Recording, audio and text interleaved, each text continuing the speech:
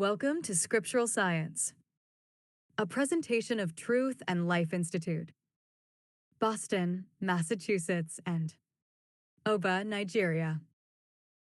The following is a subsection of the book, What is the Truth?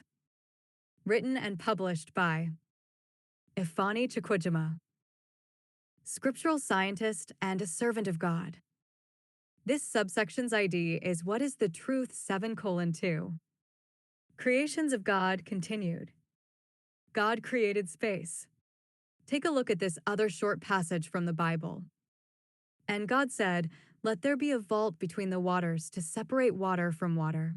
7 So God made the vault and separated the water under the vault from the water above it. And it was so. 8 God called the vault sky. And there was evening and there was morning the second day. Genesis 1 verses 6 to 8. The passage describes God's entire space technology that created space on day 2 of creation. The creation events on this day include the installation of space itself, the creation of orbits, orbital configurations and orientations, and orbital speeds, and the allocations and designations for the various galaxies and quasi throughout the universe. God created the universe. Take a look at this other short passage from the Bible. And God said, "Let there be lights in the vault of the sky to separate the day from the night, and let them serve as signs to mark sacred times and days and years. 15 And let them be lights in the vault of the sky to give light on the earth." And it was so. 16 God made 2 great lights, the greater light to govern the day and the lesser light to govern the night. He also made the stars. 17 God set them in the vault of the sky to give light on the earth. 18 To govern the day and the night, and to separate light from darkness. And God saw that it was good. 19 And there was evening, and there was morning the fourth day. Genesis 1 verses 14 to 19.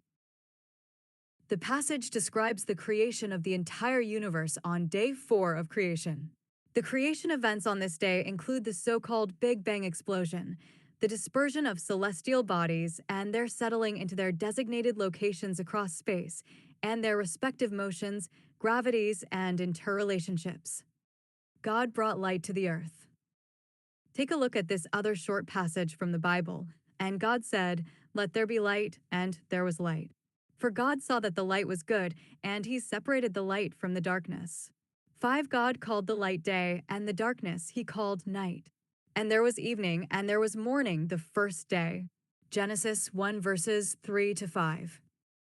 This passage describes the occasion of the very instance of the appearance of light on the face of the earth. The events covered by this passage include the emergence of light on the earth, ionization of various atmospheric gases and their stratification within the Earth's atmosphere, the birth of the rest of the electromagnetic spectrum and their respective dispersions and concentrations. God commissioned the biological food chain. Take a look at this other short passage from the Bible. "And the fear of you and the dread, O fear, shall be upon every beast of the earth, and upon every fowl of the air, upon all that moveth upon the earth, and upon all the fishes of the sea. Into your hand are they delivered." 3 Every moving thing that liveth shall be meat for you, even as the green herb have I given you all things. For but flesh with the life thereof, which is the blood thereof, shall you not eat. 5 And surely your blood of your lives will I require. At the hand of every beast will I require it, and at the hand of man. At the hand of every man's brother will I require the life of man. Genesis 9 verses 2 to 5 KJV.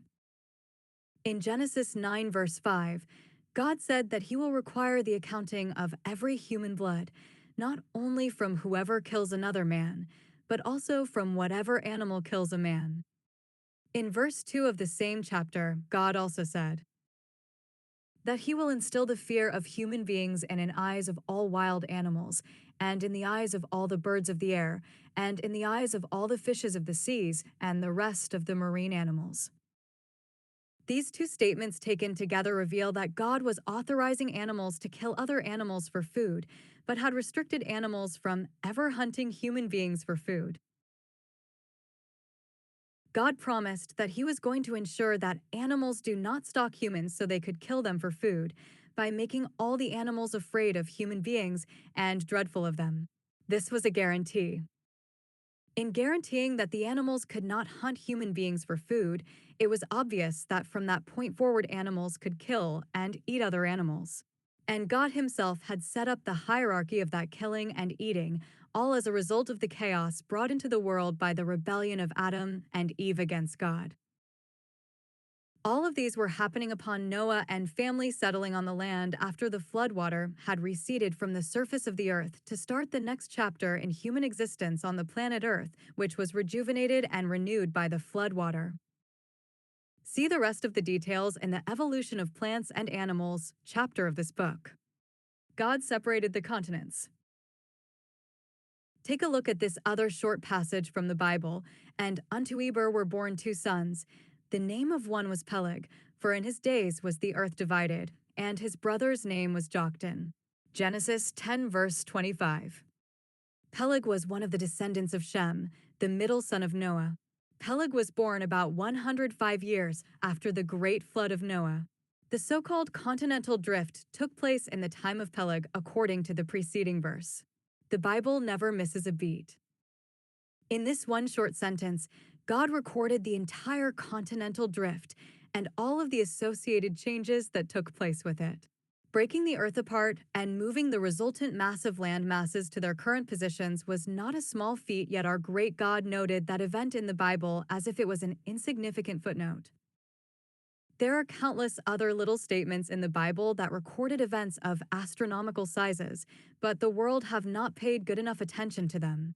The church does not have to allow itself to continue to be misled by the world.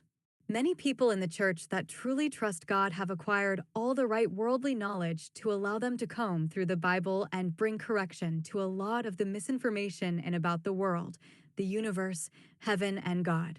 We do not have to continue to remain at the fringes of knowledge. We need to get ourselves immersed in it. This is the time. God created life on the earth. In the interest of time, I am squeezing the rest of the events of creation into this example. I have previously discussed each of these creation events in great details in my earlier books. Please see those books for greater details. The list of all my books can be found at the last page of this book and my other books. The rest of the events described in the simple statements God made in Genesis chapter 1 include the creation of land out of the water in the hollow of God's hand, the creation of life on the earth in the form of green vegetation after light. Life-supporting gases, water, and the soil have been created.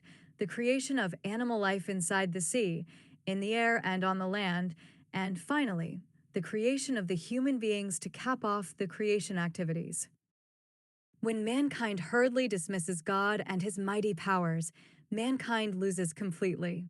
Through faith in God, I have been able to learn more about the origin of so many things on the earth and in the universe, which scientists are still struggling to wrap their minds around. Anyone who has faith in God and believe completely everything that comes out of the mouth of God gets a special reveal of some of the greatest works of creation. It is a gift that can only come from God and not something the human mind alone could decipher. The Bible is an unlimited source of knowledge, all knowledge, regardless of what you call the knowledge. And the knowledge is in the Bible for our taking. All we need to do to tap into all knowledge is faith and great thirst for the truth. I am a living example of that. I continue to believe and carefully follow every lead God puts into my spirit.